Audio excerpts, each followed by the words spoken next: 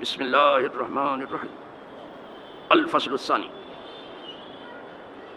عن ام حبیبہ قالت سمعت رسول اللہ صلی اللہ علیہ وسلم یقول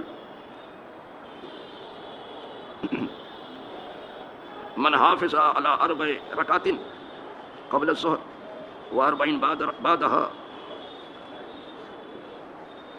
حرمہ اللہ علی النار. رواہ احمد والترمذی وابو داؤد والنسائی وابن ماجہ. یہ دوسری فصل میں نے آج جو ہے سنتوں کی، جو 12 رکعت آپ سنت مؤکدہ سن چکے ہیں، اس کی دوسری فصل ہے. اب یہ دوسری صحاح کی کتابوں سے آئے گی. پہلی فصل بخاری مسلم سے ہی آتا ہے. دوسری فصل میں جو 6 کتابیں مشہور ہیں اپنی صحت کے لیے، اس میں سے آتا ہے اور الگ سے بھی آتا ہے. تو اس سلسلے میں ان سنتوں کے بارے میں دوسری کتابوں میں کیا آیا ہے وہ آ رہا ہے آپ کے سامنے. اور کل ہی میں نے کہا تھا کہ میں کوشش کروں گا کہ اس کو شروع بھی کر رہا ہوں دوسری فصل کو، اور 2 دنوں میں اسے پورا بھی کروں، اس لیے کہ کم از کم اس کی 2 فصلیں ہو جائیں گی، تیسری رہے گی. اللہ حافظ ہے وہ شوال میں ہم دیکھیں گے. ہم آپ اگر زندہ رہے تو درس ہو جائے گا، نہیں تو جس کے مقدر میں ہے وہ درس دے گا.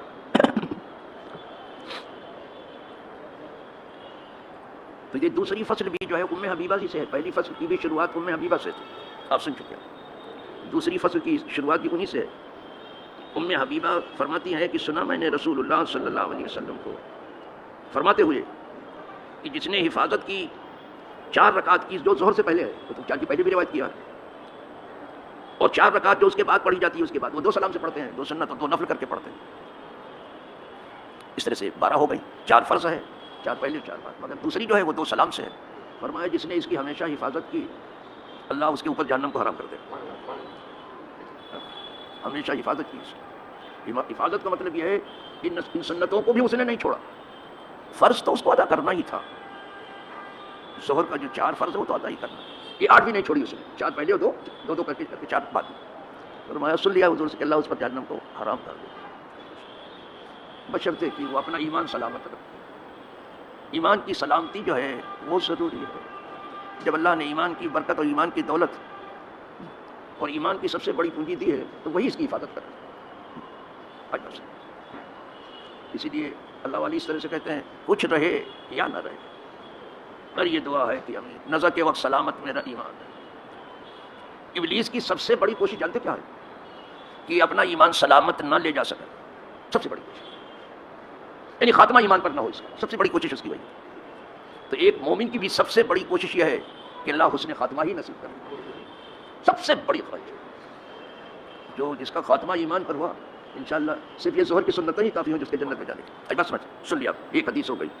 دوسری سنیے. اس کو جانتے ہو کتنی کتابوں نے روایت کیا ہے؟ بہت سی. ترمذی میں بھی ہے، ابو داؤد شریف میں بھی ہے، نسائی میں ہے، ابن ماجہ میں، بہت سی کتابوں میں. دوسری حدیث سنیے. یہ روایت ہے ابو ایوب انصاری سے. بڑے بزرگ صحابی، کیا کہنا ابو ایوب انصاری، کیا کہنا صاحب.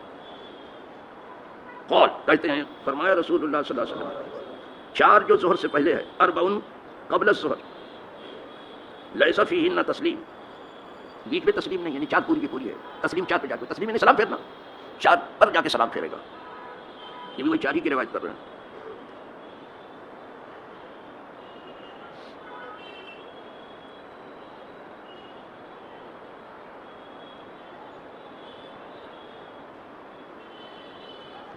تفتح لہن ابواب السماء، ان کے لیے آسمانوں کے دروازے کھولے جاتے ہیں. ان 4 رکعتوں کے لیے آسمان کے دروازے کھولے. جیسے سورج ڈھلتا ہے آسمان کے دروازے کھلنے لگتے ہیں، لیکن جیسے یہ 4 پڑھی جاتی ہے آسمانوں کے دروازے کھل جاتے ہیں. اور اللہ کا شکر ہے سب سے پہلے نیک عمل داخل ہو جاتا ہے. ادھر دروازہ کھلا، ادھر سے آپ کی 4 رکعت داخل ہوئی. داخل ہونے کا مطلب یہ 4 قبول ہو گئی. اس وقت آسمان کے دروازے کھلتے ہیں. آسمانوں میں دروازے ہیں.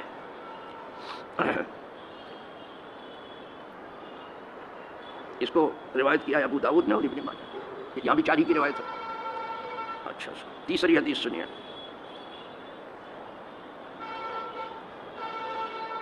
وان عبداللہ ابن السائب، عبداللہ ابن السائب سے کہتے ہیں کہ یہ بھی صحابی ہیں. کانا رسول اللہ صلی اللہ علیہ وسلم یصلی 4، حضور 4 رکعت پڑھتے تھے. وہی 4 کی بات چل رہی ہے. 4 رکعت پڑھتے تھے.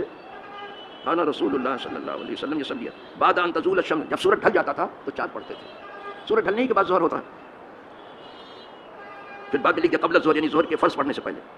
وقال، اور فرماتے تھے انہا ساعۃ تفتح فیہا ابواب السماء، یہ ایسی گھڑی ہے جس میں آسمانوں کے دروازے کھلتے ہیں.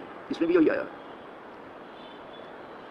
جب یہ ایسی گھڑی ہے کہ آسمانوں کے دروازے کھل رہے ہیں سورج ڈھلنے کے بعد، اور اسی وقت 4 سنتیں ہوتی ہیں، تو اللہ کا شکر ہے نمازیوں کی 4 رکعت فوراً داخل ہو جاتی ہیں، آسمانوں پہ چڑھ جاتے ہیں.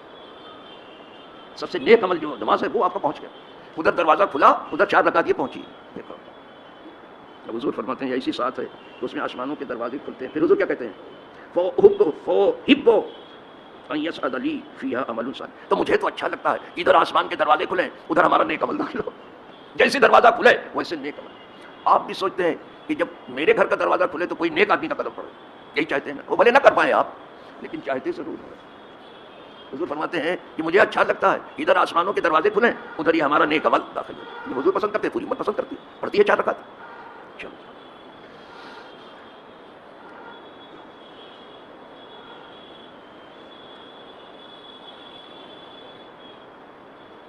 اس کو ترمذی نے روایت کیا. عبداللہ ابن عمر سے کہتے ہیں فرمایا رسول اللہ صلی اللہ علیہ وسلم رحم اللہ عمران صلی قبل العصر 4 رواہ احمد والترمذی. اللہ اس بندے پر رحم کرے جو عصر سے پہلے بھی 4 رکعت پڑھتا ہے. حضور نے دعا کی. حالانکہ وہ سنت موقدہ نہیں ہے، لیکن اس کے باوجود جو ہے وہ پڑھتا ہے، وہ مستحب ہے. عصر کے وقت بھی 4 پڑھ لیتا ہے، ظہر میں تو 4 پڑھتا ہی ہے، عصر میں بھی 4 پڑھ لیتا ہے. ہم لوگ بھی اگر پہنچ گئے اور ٹائم رہا تو 4 پڑھ لیتے، اور اگر 4 نہ ملی تو پھر 2 پڑھ لیتے. وہ بھی اس کی بھی روایت آ رہی ہے، اور اس کی بھی نہ ملی تو پھر 4 پڑھ لیتے. بعض بندگان قدسی ایسے تھے کہ جنہوں نے یہ 4 رکعت عصر کی بھی کبھی نہیں چھوڑی. بعض بزرگوں نے تو یہ تاکید کرتی تھی اپنے مریدوں کو کہ میری نماز جنازہ وہ پڑھا جس کی عصر کی سنت بھی نہ گئی ہو. تو لوگ سب بیٹھے رہے کہ ہمیں کوئی نہیں ملے گا جیسے کوئی نہیں. لیکن اب حضرت نے کہا تو ہم کو تو بیٹھ کے انتظار کر، جنازہ رکھ کے انتظار کر رہے تھے کہ اللہ ہی بھیجے کوئی ایسا آدمی کہ جس کی عصر کی سنت. پھر آیا ایک نقاب پوش آیا، پڑھ گئی اس نے، پڑھ گئی جنازہ پڑھ گئی. بعد میں کہہ دیا کہ تم گھبراؤ نہیں، ہماری عصر کی سنت بھی نہیں گئی ہے. ایسے بندے موجود ہیں اللہ پہ بس، لیکن وہ اتنے چھپے ہیں کہ بس ان کی زیارت ہو جائے بہت ہے. کبھی کبھار ان کے یہاں کوئی اپنے تقدس کا ڈھنڈورا نہیں ہے، کوئی تقدس نہیں. بڑی خاموش. چلو صاحب حضور نے اس کے لیے دعا کر دی کہ مستحب بھی نہیں چھوڑتا. یہ فرض کیا چھوڑے گا، یہ بندہ فرض کیا چھوڑے گا اور واجب کیا چھوڑے گا، اور یہ بندہ سنت موقدہ کیا چھوڑے گا. ارے یہ تو مستحب بھی نہیں چھوڑتا. یہ ہے اس لیے حضور نے اس کے لیے دعا کر دی کہ اللہ اس پر رحم کرے جو عصر کی 4 سنت پڑھ لیتا ہے. پڑھتے ہیں اس مسجد میں بھی بعض بندوں کو میں دیکھتا ہوں کہ 4 پڑھتے ہیں برابر، اور ہر جگہ ملے گا. تو حضور کی دعا مل گئی، اللہ رحم کرے اس کے اوپر، تو رحم تو ہوگا ہی. حضور کی دعا. اور کچھ لوگ ایسا وقت دیکھ کے آتے ہیں کہ 1-2 رکعت تو فرض ہی کی غائب ہو جاتی ہے، تیری جماعت ہوتی رہتی ہے.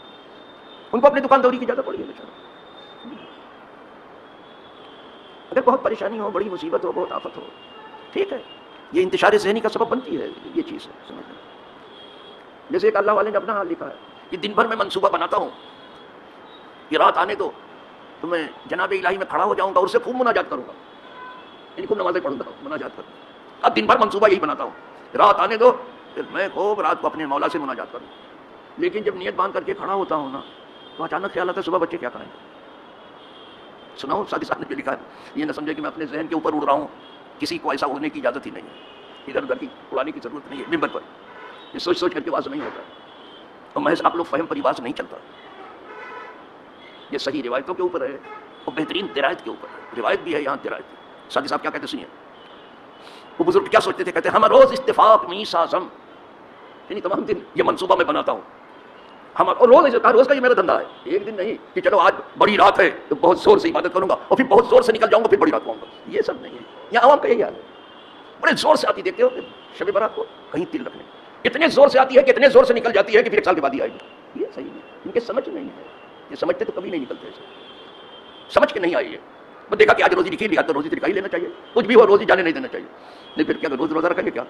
تو کہتے ہیں ہم روز اتفاق می سازم، تمام دن منصوبہ بناتا رہتا ہوں. یہ بشبہ خدا پروازم، یہ رات آنے دو میں اپنے مولا کے ساتھ مناجات میں مشغول ہو جاؤں، خدا کے ساتھ پرواز کروں گا. سمجھ یہ منصوبہ بناتا ہوں. پھر ہوتا کیا کہتا ہے، شب جو عقدے نماز می بندم، جب رات آتی ہے اور نماز کی گرہ میں باندھتا ہوں تو اس خیال آتا ہے کہ خورد بام داد فرزندم، صبح بچے کیا کھائیں. تو ایک الگ یہ فکر معاش بھی عجیب چیز ہے. حول معاد بھی عجیب چیز ہے، اسے بس اللہ سب کو علادت خود ہی لکھتے ہیں. فکر معاش بد بنا حول معاد جاں کسا، لاکھوں بلائیں جھیلنے کو جس میں روح آئی کو. فکر معاش بھی ہے، روزی کی بھی فکر ہے اور روزے کی بھی فکر ہے، یہ بھی ہو جانا چاہیے. یعنی معاد کی آخرت کی بھی فکر ہے، وہ بھی جان کو کاٹ کھانے والی چیز ہے.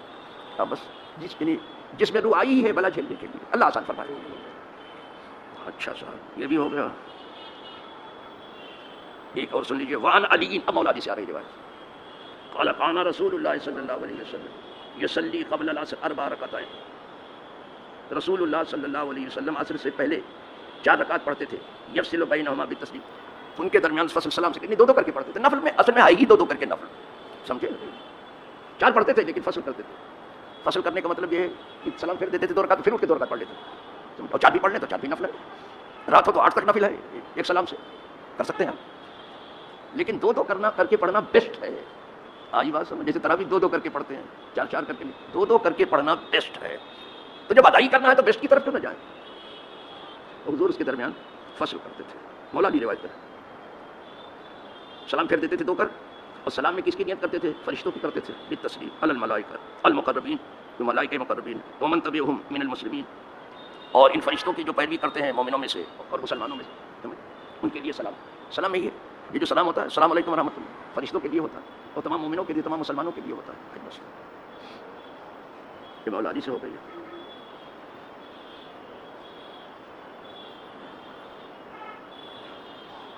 رواہ ابو داؤد. تو آج یہیں تک سمجھ میں. اب میں سمجھتا ہوں کہ میں تقریباً آدھے پہ پہنچ گیا ہوں. آدھا کل پڑھ دوں گا تو یہ دوسری فصل بھی ختم ہو جائے گی. اس سے پہلے بھی انشاءاللہ کہ رمضان آئے. سمجھ میں 2 فصلیں ختم، تیسری کے لیے دیکھیں گے. آج اسی پہ اکتفا فرمائیں. آخر دعوانا ان الحمد للہ رب العالمین.